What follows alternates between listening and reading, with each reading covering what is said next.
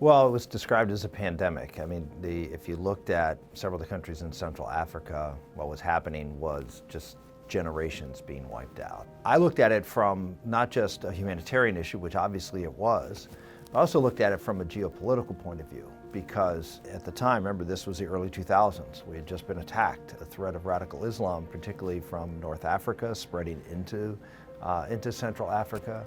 And you look at these countries, if you have governments falling or failing because of this pandemic, you just had an opportunity, particularly when you came in with sort of this radical view of Islam, which would impose real tight strictures to, quote, protect people from this type of disease.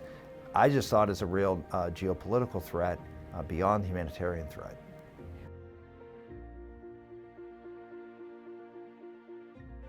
There was a very strong lobbying effort put forth by the world community, if you will, people who were concerned about this, who were active at the UN, who were active globally trying to draw attention to this. They came here and led by Bono. I'd say he was probably the key figure in all this. They did it the right way. I mean, they came basically saying, look, we're not trying to cozy up to one side or the other. We're not going to play partisan games here. This is a humanitarian crisis. This is a geopolitical crisis. And we just want to lay the facts out and encourage people of goodwill to try to come together.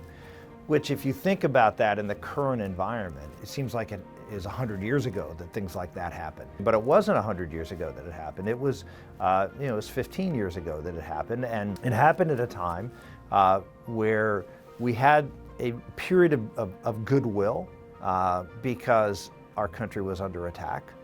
And so there was a lot more feeling that we had a common purpose in fighting an enemy. This was after that, but it was still the remnants of that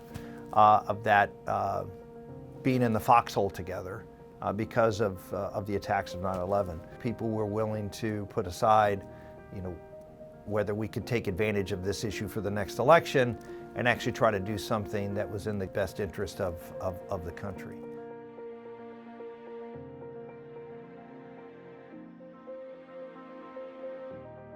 Well, first, the fact that the United States stepped up in such a big way and didn't just participate with the gang, but actually decided that we were going to take some leadership in this.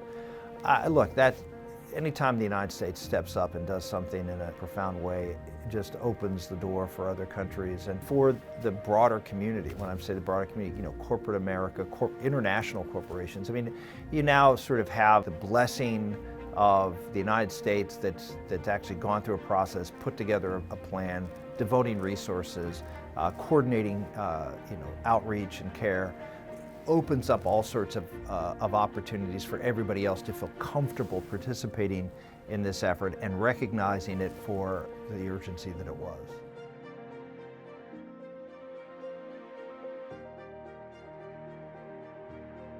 And obviously, the disease has not gone away.